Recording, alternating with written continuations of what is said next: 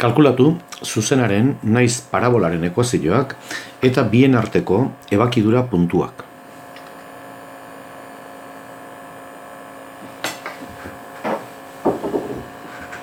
Zuzenaren adierazpen algebraikoa kalkulatuko dugu. I berdin mx gehi n erakoa izango da, eta kalkulatu beharko ditugu m eta n zehazteko funtzioaren adierazpen algebraikoa. Ikus dezagun ze puntutatik pasatzen den zuzena. Hemen daukagu bat, puntu erresak hartuko ditugu, eta hemen beste bat. Ezkerreko puntu hau da -3, 0, eta goiko puntu hau da 0, 3. Ordezkatzen badugu lehenbiziko puntua funtzioan, edukiko dugu 0 berdin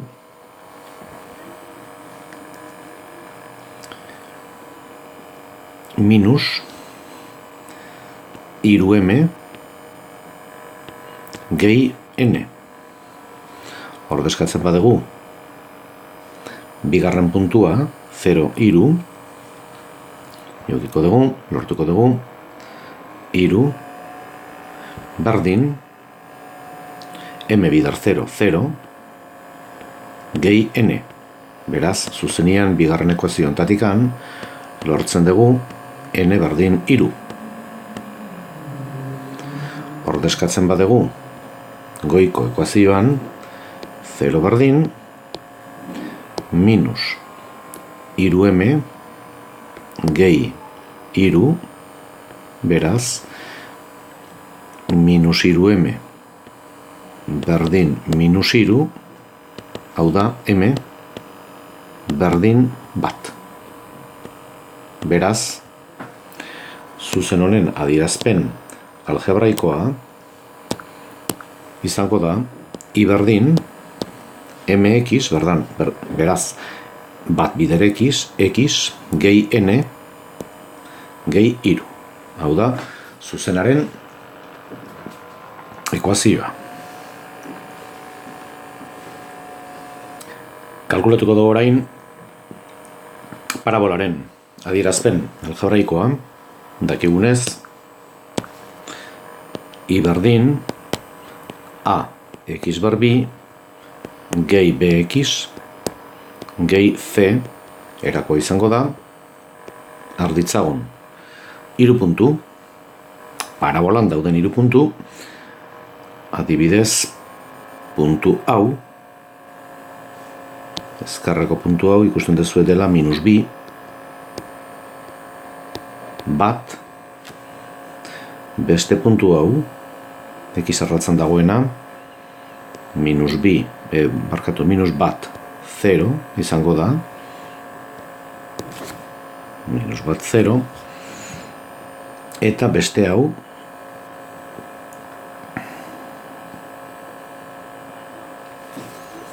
izango dela 0 bat. Ordezkatzen badugu puntu hau adierazpen algebraikoan, edukiko dugu bat berdin lau a ken bi b gehi c. Minus bat 0 puntua ordezkatzen badugu, lortuko dugu 0 berdin a ken b gehi c. 0 bat puntua bat berdin 0 gehi 0 gehi c. Beraz, hemendik lortzen deu c eren balioa dela bat.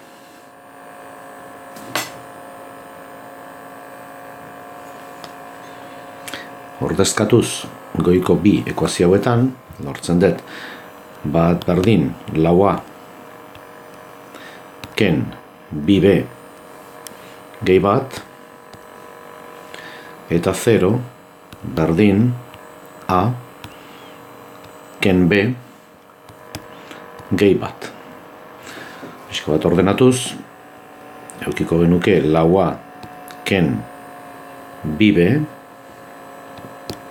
berdin 0, eta a, ken b, berdin minus bat.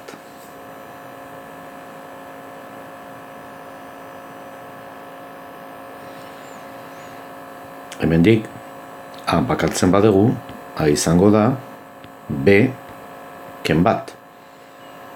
Eta hemen, ordezkatuz, hau da, ordezkapen metodoa aplikatuz, lau bidera, hau da, lau bider, b ken bat, ken bi b, berdin 0, hau da, lau b, ken lau, ken bi b, berdin 0, bi b, ken bi b, lau b, ken bi b, berdin lau, beraz, b izango litzateke bi.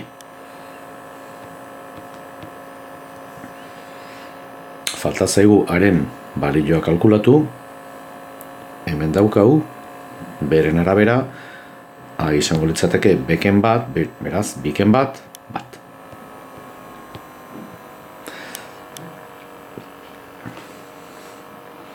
Beraz, parabolaren adierazpen algebraikoa izango litzateke i berdin ax bar bi, beraz, x bar bi, gehi bx, gehi bx, gehi c, gehi bat. Beraz, dagoeneko, badaukau, zuzenaren eta parabolaren ekuazioak. Ezabatuko dut beste guztia, kalkuloak.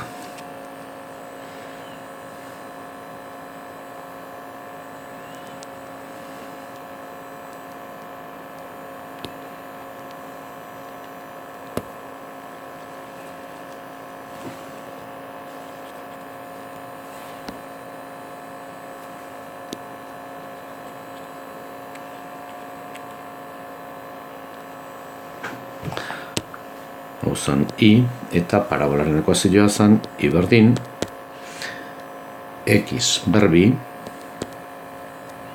gehi bx gehi bat. Eskatzen digute ebaki puntuak, guk ikusten ditugu zein diren ebaki puntuak, hau izango litzateke bat eta hau beste bat. Hau da, grafikoki ikusten diraz ze puntuak ateratzen diren, baino analitikoki, algebraikoki kalkulatuko ditugu.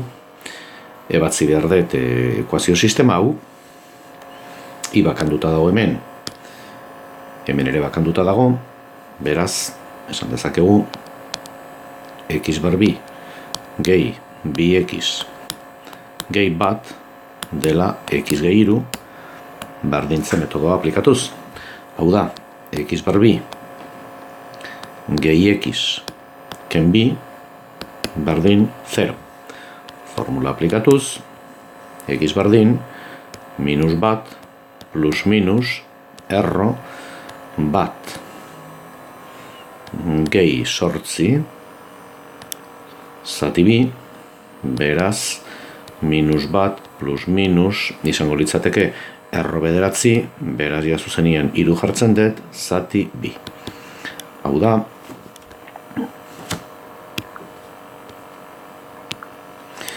minus bat, gehi iru, zati bi, dela bat, minus bat, ken iru, zati bi, hau da, minus lau, zati bi, minus bi.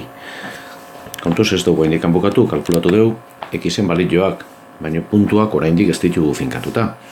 Ez ditugu kalkulatuta x. Bat denean, i kalkulatu behar dugu, kalkulatu dezakegu ekuazio hontan, edo hontan, goiko pasiotik aterako dut, I berdin, bat gehiru, lau, beraz, puntua izango litzateke, bat, lau, puntu hau, zuzen ere, eta x minus bi denean, I izango litzateke, minus bi gehiru, bat.